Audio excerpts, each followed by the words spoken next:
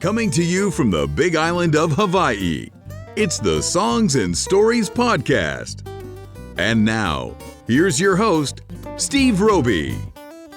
Aloha and welcome to another edition of the Songs and Stories Podcast.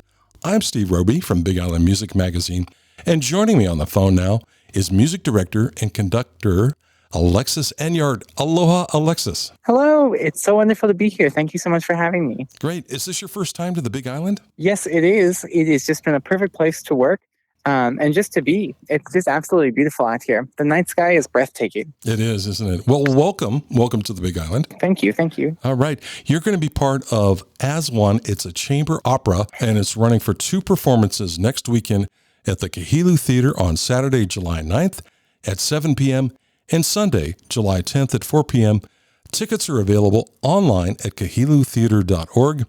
It's all part of the Hawaii Performing Arts Festival's summer series. Well, Alexis, can we start with an overview of your musical career and how you got involved with the production of As One? I was a clarinet player, and so I was a clarinet player in high school and grew up through that. Festive Overture and Rhapsody in Blue were these fantastic pieces with this clarinet that I just loved, and I really wanted to get involved in that, and they captured my heart, so I said I was going to go into music. But I also always liked conducting, so I went into music education with the hope to become a high school band director. And while I was in college, I was having a great time and getting doing my things, but I needed more time to practice, so I switched from education into performance, and I realized that I still loved conducting. So then I thought, well, I want to be a college orchestra director. Then I graduated and I started working professionally. And I was working with wonderful companies, and my colleagues kept growing and growing. And then I wanted to work at that level. So wherever I've been, I've always wanted to conduct at the highest level with my wonderful colleagues and getting to share the stage and share this space. So that's been just a wonderful joy for me. I've gotten to do many wonderful companies. A few highlights I did. Australian Contemporary Opera Company, which was wonderful. I got to work with the Atlanta Opera, Opera Santa Barbara, Opera Columbus, and more, which have just been fantastic. Great. How did you get involved with the production of As One? So I was moving to Chicago to start working after grad school. I got this email for a piece, and they were like, we're looking for a conductor, and can you send your resume? And at the time, I didn't have time to look up the piece or anything, and I was fresh out, so I didn't know anything. I didn't adjust my resume or any of that. I just sent what I had, and it's like, I'll look this up and see what it is later, but I'll make sure I get in the door. And then I saw what it was. I was like, oh, well, now I really hope that I'm doing this piece and that I get to be involved in it.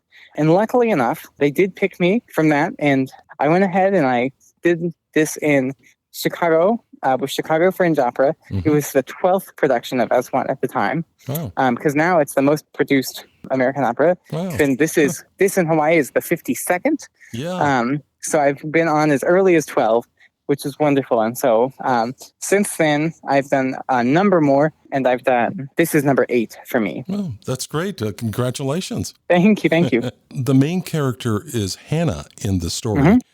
Why is this piece significant, and why does Hannah's story need to be heard now? Well, the first thing about Hannah is that her story is the story of American girls coming of age. And that is something that we never really talk about in opera. We have many wonderful women of opera from many different nationalities, but it's wonderful to see one of our own American women. And on top of that, we never really see girls coming of age.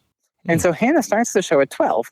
And we see her grow up. You have so many coming-of-age stories around young men and around all these different things, but Hannah's is really special. So I don't know if there's anything like that where you see an American girl coming of age in opera.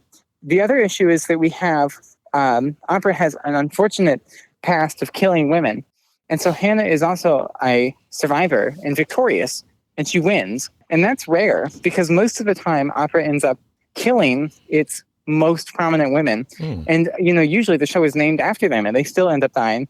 Tosca, Carmen, so many of these are shows like that. So it's wonderful to have a show with this message of a victory. And I think that it's also really relevant to American audiences to get to see something that relates directly to our own culture and our own experiences. Yes, it's about time, right? It is. Yeah, well, with everything going on today in the news. Yeah, there's so much. And Hannah also, it's significant that this always gets billed and talked about as the transgender opera. Hannah is transgender, but that's really one small piece of her life. And it's not even, in some ways, it is obviously a hugely significant part of it. But at the same time, I think that the real story here is just seeing a girl growing up. Because the thing is that the things that happen to Hannah happen to tons of girls of many different backgrounds. And transgender is just an adjective. It's not something that hyphenates before woman. It makes a different word. Transgender and adjectives have as much power as we give them. We say Black women, Jewish women, Muslim women, tall women, short women. Blue-eyed is an adjective. And sometimes that has power and sometimes it doesn't. But it all is just subjective. These are just descriptors of what it is. But the identity, in a lot of ways, is the story of womanhood. And I think that that's really powerful about it. You were mentioning it's the opera's 52nd presentation. That's true. Why do you think it's having so much success? Well, on one side, it's because there is a financial aspect to it. It's small, and that's a wonderful benefit to the piece because it's intimate. So it's a string quartet and two singers who represent different aspects of Hannah. And so you have this show of 6 soloists, where normally opera is a game of ensembles and soloists, where you might have a chorus, where you have a full orchestra. In this case, you have 6 soloists, and that is really powerful also. Now, that's a really positive aspect of the piece in multiple ways. One, artistically, it's great because it's got this special zeroed-in focus. Financially, it's also really nice. And then the other thing is that the story is really captivating to people. It's something where she's incredibly relatable. She's incredibly charming, and this is an issue that's really irrelevant right now, that people are afraid of and concerned about. And Hannah is disarming and very charming. She's just a girl. She really is, in so many ways, vulnerable and sweet and charming. And sometimes she has these moments of fire that we all have, and aspects of these. But in all those ways, I think it's easy for anyone to see themselves in Hannah. Wonderful. Hey, I saw on social media that the power went out in Waimea while you guys were rehearsing, but you soldiered on and did some of the rehearsals in flashlights. Is that true? We did, yeah. So we had, there was an earthquake, which knocked out some of the power. And so we were at the last 10 minutes, so it was easy enough when we just had one little bit left to finish up. So we just got some lights and finished on the last few minutes. And, because we're double cast. So one cast had just finished. And so the other cast would have a chance to get their repetition in. So they did it in the dark, and it was very exciting. So, and there's something very special about that. And it's nice to have that support. Double casting is a great opportunity for people to support each other and to see what it's like to do things differently. Because both casts do their own unique Hannah. It's hard. You can't really be someone else.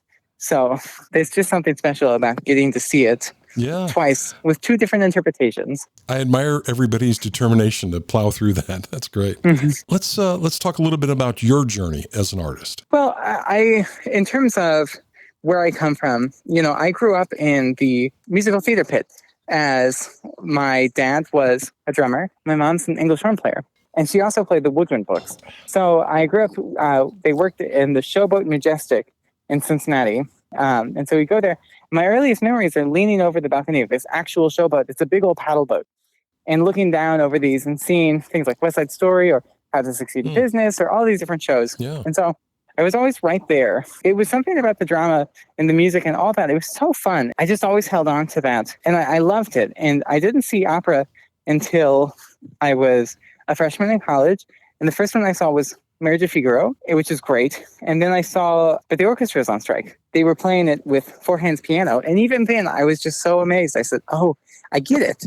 This is why everyone says this is so good. And I was just completely captured by it. And I just wanted to do more and more and more of it. And I've been very lucky. I'm not a pianist. So my teacher told me, if you want to get in and do some of these big things, you have to either be the best administrator or you have to be the best at new American music. And so I worked really hard at both. And I'm happy to say that it's been given me wonderful opportunity to do some of the very best repertoire that American opera has to offer, which it is just a wealth of opera that's out there now in America. And also, I'm happy to say that I am heading back to assisted Tosca. And then, so I have made it into the standard repertoire as well, just like my teacher guided. And I'm very grateful to have had someone who had such an insightful piece of wisdom that really said, here's how you find your pathway in. That's great.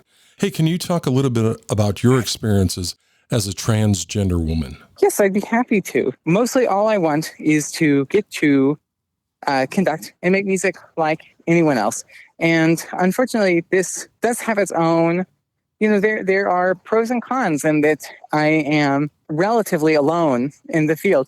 There are other young conductors coming up and trying and things like that. And I've met more. I used to say I knew nobody else and that I was the only one out here, but I know some who are starting, and I think that's wonderful. But when I was coming out, this was an impossibility.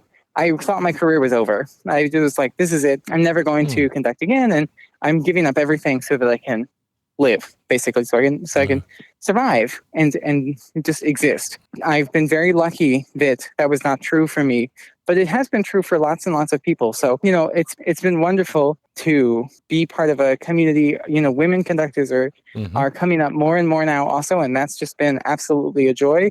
Marin Alsop's the conductor who's just come out, and that's very powerful in all these moments. But there's also, and like I was saying, it is just an adjective, but it is a rather lonely one at the moment. So I do hope that we'll see more performers who are trans not being omitted from having opportunity. And that's really it, is just allowing people to have the opportunity. You don't have to, it's not just like we do it because someone's trans, but if someone's great and they're trans, that shouldn't be the reason that they're not allowed to be on a podium. Absolutely, yeah. So let's get back to As One for a moment here as we close out the show here. What do you hope the audience will take away from the experience of attending As One? Well, what I hope is that people can look up to Hannah and admire her and just think about her life, because trans women look up to cis women all the time. And I hope that cis women feel that they can look up to Hannah and have her be a character for them as much as she's for anyone. And just that she's this powerful character in opera. And I think that would be just wonderful if that's the takeaway.